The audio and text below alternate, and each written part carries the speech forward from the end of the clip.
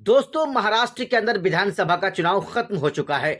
चुनाव शांतिपूर्ण तरीके से खत्म तो हो चुका है, लेकिन सरकार को बनाने और बिगाड़ने में जो रणनीतियां अपनाई जा रही हैं, अब वो हद से ज्यादा शुरू हो चुका है। मीडिया रिपोर्ट्स की माने तो एनडीए गठबंधन वहां पर सरकार बनाने फिर से जा रही है और एनडीए गठबंधन जो नरेंद्र मोदी की सरकार को रोकने की कोशिश कर रही थी, वो एक बार फिर से नाकाम होता हुआ दिख रहा है। एनडीए वालों को दोस्तों असदुद्दीन ओवैसी को सोते हुए, जागते हुए, बैठते हुए, उठते हुए हर समय में असदुद्दीन ओवैसी को वो याद करेगा महागठबंधन वाले। इस वीडियो के अंदर हम बारीकी के साथ आपको बताने वाले हैं कि कितने विधानसभा सीटों से एमआईएम पार्टी के उम्मीदवार इंशाल्लाह जीत हासिल करेगी और अगर जीत हासिल करेगी तो कैसे और किस प्रकार से जीत हासिल करेगी। दोस्तों, उस समीकरण को हम आपके सामने एक एक करके बयान करेंगे, आपके सामने रखेंगे। लेकिन मैं जिस चीज को आपको बताने की शुरू में ही कोशिश किया कि एनडीए गठबंधन वालों ने जिस तरह से असदुद्दीन ओवैसी को अपने साथ गठबंधन में नहीं लिया, दोस्तों उनका खमियाजा उनको 23 नवंबर को इंशाअल्लाह जरूर उनको भुगतना होगा, इसमें कोई संदेह नहीं है। सबसे पहले हम आपको औरंगाबाद जिला के दो विधानसभा के बारे में बताएंगे, औरंगाबाद ईस्ट और औरंगाबाद सेंट्रल विधानसभा। इन दोनों विधानसभा में जबरदस्त अंदाज में वहां पर चुनाव हुआ और तकरीबन 60% से ज्यादा वोटिंग वहां पर हुआ। 60% से ज्यादा वोटिंग होने का मतलब यह है कि एमआईएम पार्टी को इंशाअल्लाह वहां से, यानी दोनों विधानसभा से एमआईएम पार्टी को जबरदस्त अंदाज में कामयाबी मिलेगी और धमाकेदार कामयाबी सबसे पहले मिलेगी। जी हां, आप सही सुन रहे हैं। 16 विधानसभा सीटों में एमआईएम पार्टी ने अपना उम्मीदवार को उतारा था और जो मीडिया रिपोर्ट्स, जो एग्जिट पोल निकलकर सामने आ रहा है, उनमें बस यही है 15-20 सीटें हेर फेर है, आगे पीछे है। मैं आपको शुरू से हमारे इस चैनल के अलग अलग वीडियोस के माध्यम से आपको कहा था कि किसी भी गठबंधन के पास बहुत ज्यादा वोटों का या जो बहुमत का अंतराल है वो ज्यादा नहीं हो सकता है। वो महज कम बेस 2-4-5-10 सीटें ही ऐसा हो सकता है कि उन तमाम जो है 2-4-5-10 विधायक ही वहां पर खेल करेगा। जी हां, एनडीए गठबंधन वालों के पास फुल बहुमत नहीं है, यह साफ तौर पर झलक रहा है। एनडीए गठबंधन भी अपना फुल बहुमत के साथ सरकार नहीं बना सकती है, ऐसा आंकड़ा यह भी बता रहा है। मैं आपको बताऊं कि एनडीए गठबंधन आगे जरूर है, लेकिन कुछ भी हो सकता है। जब कांटे का टक्कर हो तो ऊंट किसी भी करवट बैठ सकता है, यह आप अच्छी तरह से जानते हैं। हालांकि एनडीए गठबंधन दावा तो जरूर कर रहा है, यह एग्जिट पोल है, यह एग्जैक्ट पोल नहीं है कि भाई सरकार बन गई एनडीए गठबंधन वालों की, एग्जिट पोल बताया जा रहा है तमाम न्यूज चैनल वालों के जो है चैनलों के माध्यम से। लेकिन जो वाकई में जो ओरिजिनल रिजल्ट आएगा वो 23 नवंबर को आएगा। देख लीजिएगा, एमआईएम पार्टी किंग मेकर बनेगी। जिस तरह से हम लगातार आपको कहते आ रहे हैं कि समाजवादी पार्टी का दल्ला अबू आसिम आजमी को पछताना पड़ेगा, समाजवादी पार्टी के और भी नेताओं को, एनडीए गठबंधन के और भी दूसरी पार्टी के दूसरे नेताओं को पछताना पड़ेगा कि आखिर हमने असदुद्दीन ओवैसी साहब को अपने साथ में गठबंधन में क्यों नहीं लिया। दोस्तों, औरंगाबाद से इम्तियाज जलील साहब विधायक बन रहे हैं और इंशाअल्लाह अगर 2-4-5 विधायकों में खेल हुआ तो जरूर आप देखेंगे कि इम्तियाज जलील साहब सिर्फ विधायक ही नहीं रहेंगे, वो महाराष्ट्र के डिप्टी चीफ मिनिस्टर यानी उप मुख्यमंत्री भी होंगे इंशाअल्लाह। आइए हम आपको बताते हैं मालेगांव विधानसभा में जहां से एमआईएम पार्टी के मुफ्ती इस्माइल साहब विधायक हैं, वहां पर भी 62% के आसपास वहां पर जो है मतदान हुआ, वहां पर लोगों ने वोट किया। यहां पर भी इंशाअल्लाह आप देख लीजिए मालेगांव से मुफ्ती इस्माइल साहब चुनाव जीतेंगे। हो सकता है कि जीत का अंतराल जो पिछली बार था वो कमोबेश हो सकता है, लेकिन जीत तो मालेगांव से मुफ्ती इस्माइल साहब का तय माना जा रहा है। वहीं अब आइए हम आपको दिखाते हैं धुले शहर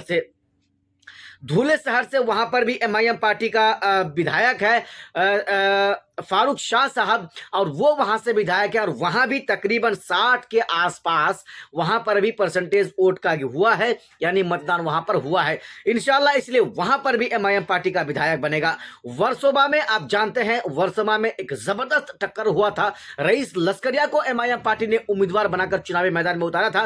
रईस लस्करिया एक अच्छे इंसान है, एक अच्छे व्यक्ति है, लोगों के साथ उनका उठना बैठना मिलना जुलना लगातार रहा है, क्षेत्र में उनका अपनी एक तस्वीर है। यही वजह है कि वर्सोवा में भले ही 51-52% के आसपास वहां पर वोट गिरा हो, लेकिन वहां से भी उम्मीद जरूर लगाया जा सकता है, मामला 50-50 का जरूर हो सकता है। वहां से रईस लस्करिया साहब चुनाव जीत भी सकते हैं, चुनाव हार भी सकते हैं। वहीं दोस्तों भाईखल्ला से हम अगर आपको बताएं, फैयाज अहमद साहब की किस्मत चमकने वाली है। इस बार उनकी किस्मत चमकने वाली है।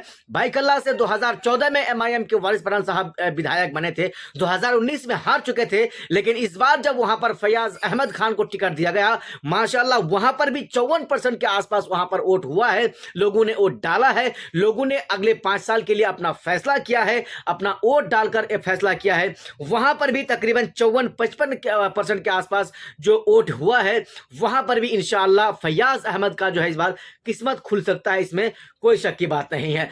सोलापुर सेंट्रल के बारे में अगर हम आपको बताएं, फारूक शाब्दी साहब के बारे में, सोलापुर जो सेंट्रल है, वहां पर जिस तरह से लोगों की भीड़ लगती थी ओवैसी साहब को सुनने के लिए और उनके उम्मीदवार फारूक शाब्दी साहब को देखने के लिए, सुनने के लिए, अकबर ओवैसी का वहां पर पैदल यात्रा भी हुआ।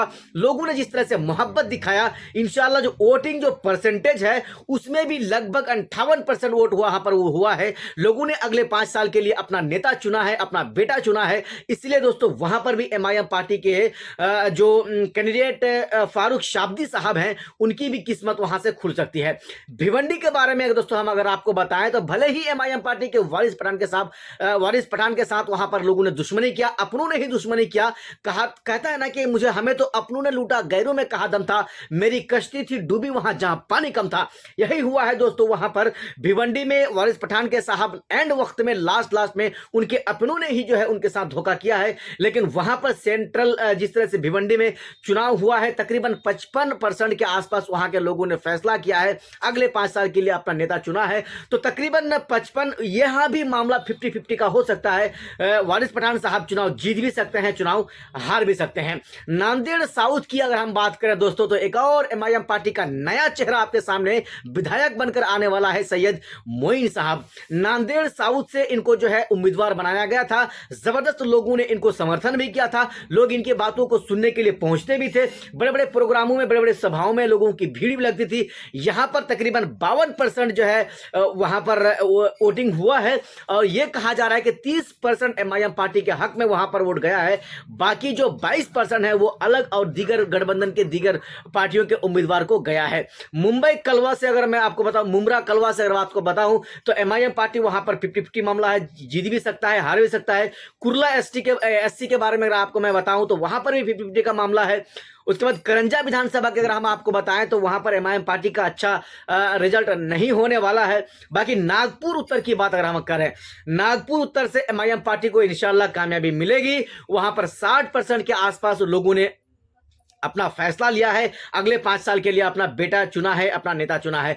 मिराज विधानसभा के बारे में अगर हम आपको बताएं, तो वहां भी लगभग 65% जो है वोटिंग हुआ है, इसलिए वहां पर भी एमआईएम पार्टी का इंशाल्लाह परचम लहर सकता है, इसमें कोई शक की बात नहीं है। मुर्तिजापुर जहां पर एमआईएम पार्टी का उम्मीदवार उतारा गया है, सबसे ज्यादा वोट अगर देखा जाए तो यहां पर 67% वोट जो है यहां पर हुआ है, जहां मुसलमानों की आबादी सबसे ज्यादा है। उसके बाद दोस्तों मैं अगर आपको बताऊं शिवाजी नगर अगर मैं आपको बताऊं विधानसभा के बारे में, तो वहां पर भी तकरीबन 53% के आसपास लोगों ने वोट किया है। तो इंशाअल्लाह मैं आपको बता दिया, इन 16 विधानसभाओं में तकरीबन 10 ऐसे विधानसभा हैं जिन तमाम 10 के 10 विधानसभाओं में एमआईएम का परचम लहरेगा, एमआईएम के उम्मीदवार की किस्मत खुलेगी। बाकी आपने भी हमारा इस पूरा वीडियो को देखा, आपको क्या लगा, कितने ऐसे उम्मीदवार हैं एमआईएम पार्टी के जो इस बार चुनाव जीत सकते हैं और अगले 5 साल के लिए महाराष्ट्र के विधानसभा विधायक बनकर जा सकते हैं? आपको भी हमारे वीडियो के नीचे कमेंट बॉक्स में कमेंट करके अपनी राय जरूर बताना है। बाकी बहुत जल्द मिलेंगे, तब तक के लिए जय हिंद, खुदा हाफिज।